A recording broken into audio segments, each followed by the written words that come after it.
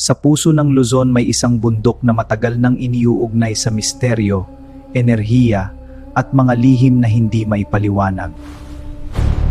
Sa loob ng Mount Banahaw, may mga kuweba at lagusang sinasabing matagal nang hindi napapasok. May mga ulat ng kakaibang liwanag na nakikita raw sa kagubatan ng Mount Banahaw tuwing gabi. May mga daan sa Mount Banahaw na tila nawawala kapag masyado kang lumalalim sa bundok.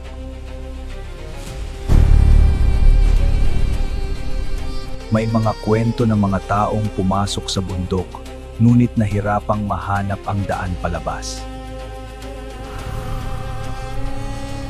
Maraming naniniwala na may mga lugar sa Mount Banahaw na may kakaibang espiritual na enerhiya. May mga kwento tungkol sa mga lugar sa bundok na sinasabing parang portal ayon sa ilang naniniwala. Kapag nababalot ng ulap ang Mount Banahaw, mas lalong nagiging misteryoso ang buong bundok. Sa gitna ng kagubatan ng Mount Banahaw, may mga lugar na bihirang puntahan ng tao. Hanggang ngayon nananatiling buhay ang misteryo ng nakatagong lihim ng Mount Banahaw. May mga daan sa Mount Banahaw na tila nawawala habang mas lumalalim ka sa kagubatan.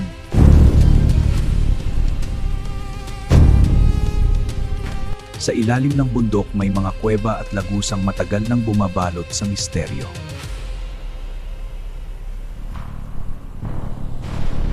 May mga ulat ng kakaibang liwanag na nakikita raw sa bundok kapag sumasapit ang gabi.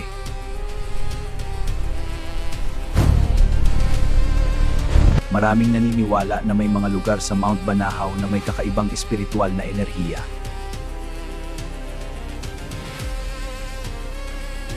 May mga trail sa bundok na tila biglang nawawala habang lumalalim ang gabi. May mga kuwento ng mga taong nawawala raw sa bundok habang sinusubang hanapin ang mga lihim nito. May mga naniniwala na may mga lugar sa bundok na parang portal ayon sa mga lumang kwento. Kapag nababalot ng ulap ang Mount Banahaw, mas lalong nagiging misteryoso ang buong bundok.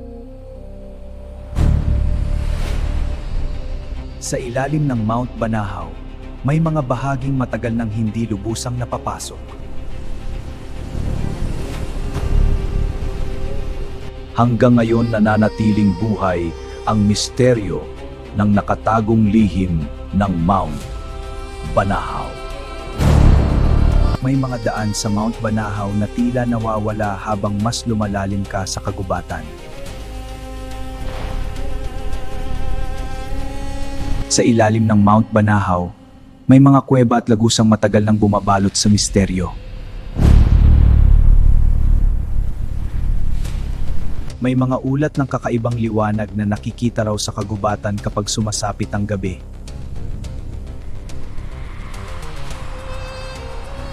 May mga kwento tungkol sa mga lugar sa bundok na tila parang portal, ayon sa ilang naniniwala. May mga trail sa bundok na tila biglang nawawala habang mas lumalalim ang gabi.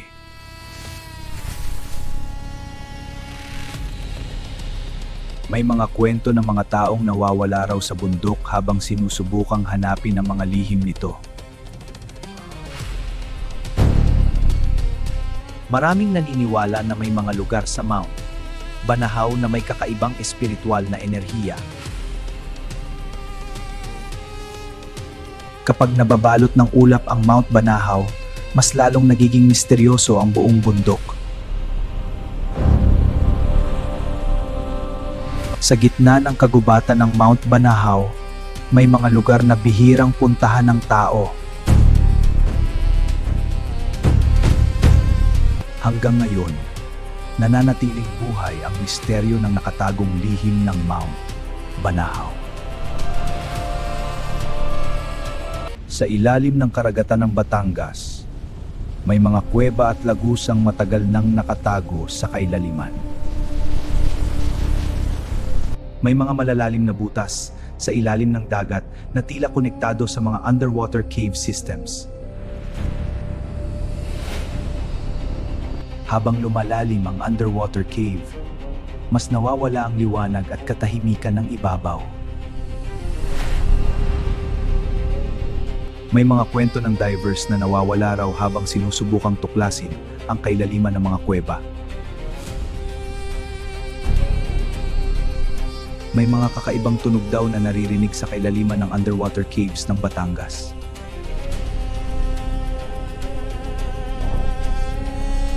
May mga underwater chambers na hanggang ngayon ay hindi pa ganap na na-e-explore.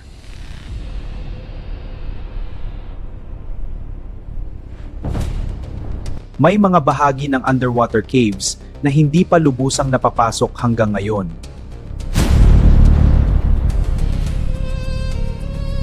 Habang lumalalim ang sinkhole, mas nagiging misteryoso ang kailaliman ng dagat ng Batangas.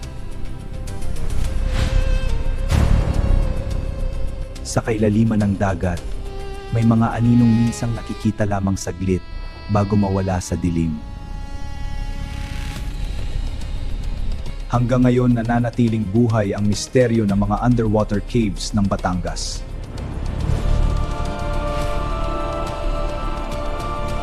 Habang lumalalim ang underwater tunnel, mas nawawala ang liwanag at katahimikan ng ibabaw. May mga butas sa ilalim ng dagat na tila walang malinaw na hangganan sa kailaliman.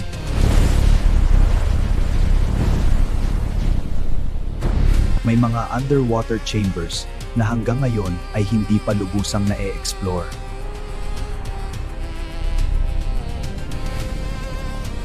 Sa kailaliman ng dagat, may mga aninong minsang nakikita lamang saglit bago mawala sa dilim. May mga kakaibang tunog na minsan naririnig sa kailaliman ng underwater caves ng Batangas. May mga bahagi ng underwater cave systems na hindi pa lubusang napapasok hanggang ngayon.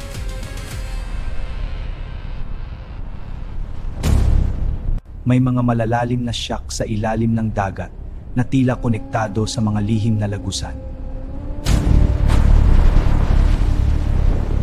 Sa kailaliman ng dagat, may mga underwater chambers na tila matagal nang hindi naabot ng tao.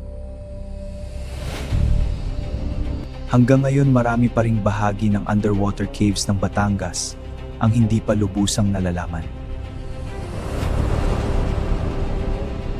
Hanggang ngayon, nananatiling buhay ang misteryo ng mga underwater caves ng Batangas. Sa kailaliman ng Batangas, may mga underwater tunnel na tila konektado sa mas malalalim pang lagusan. May mga underwater chambers na napakalawak at tila walang malinaw na dulo sa kailaliman. May mga malalalim na shack sa ilalim ng dagat na tila humahati sa kailaliman ng karagatan.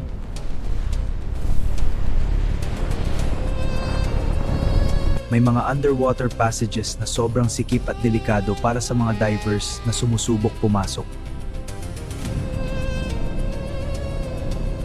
May mga kakaibang tunog na minsan ay naririnig sa ilalim ng dagat na hindi agad maipaliwanag.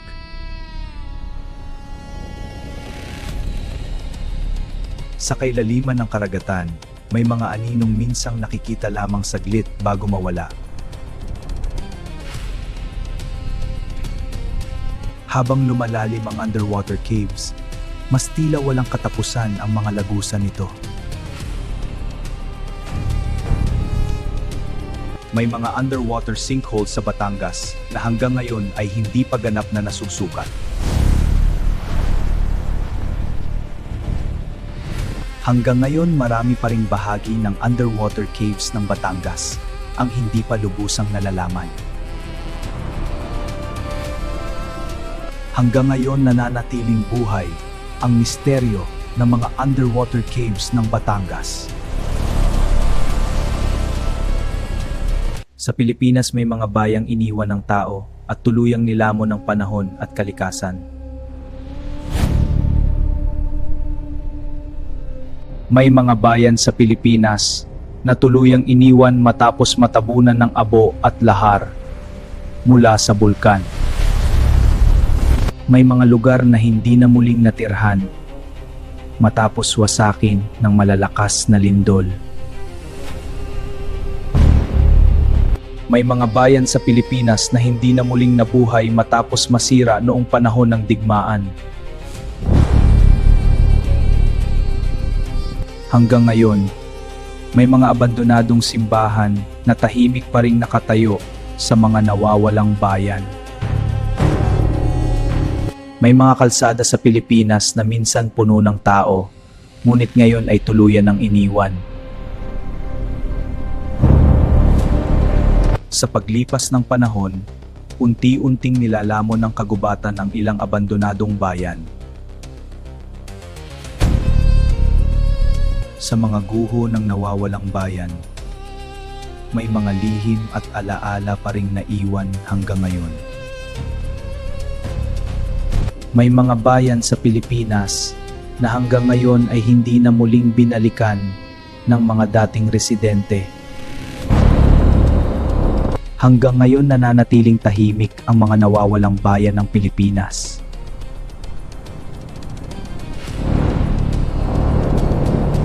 May mga kalsada sa Pilipinas na minsan puno ng buhay, ngunit ngayon ay tahimik na lamang.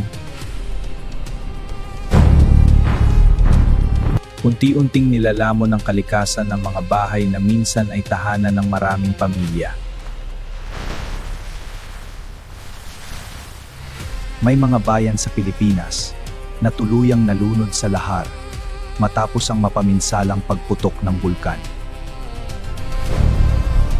Hanggang ngayon, may mga abandonadong simbahan na tahimik pa ring nakatayo sa mga nawawalang bayan. May mga bayan sa Pilipinas na hindi na muling nabuhay matapos masira sa panahon ng digmaan. Sa ilang nawawalang bayan, tanging hangin na lamang ang dumadaan sa dating mataong lugar.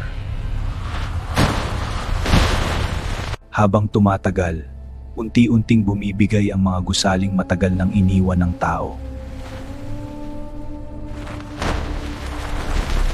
Kapag natatakpan ng hamog ang mga abandonadong bayan, mas lalong bumibigat ang misteryo nito.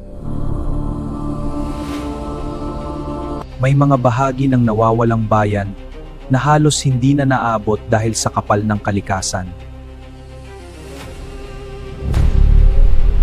Hanggang ngayon nananatiling tahimik at misteryoso ang mga nawawalang bayan ng Pilipinas. May mga baryo sa Pilipinas na tuluyan ng iniwan at hindi na muling natirhan. Sa ilang nawawalang bayan, wala nang maririnig kundi hangin at katahimikan.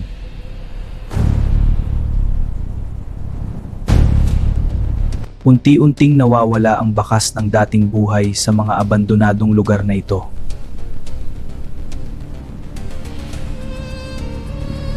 May mga bayan na tuluyang iniwan matapos matabunan ng abo at putik mula sa bulkan. May mga simbahan sa mga nawawalang bayan na hanggang ngayon ay tahimik pa ring nakatayo. May mga lugar sa Pilipinas na matagal nang iniwasan at hindi na muling binalikan.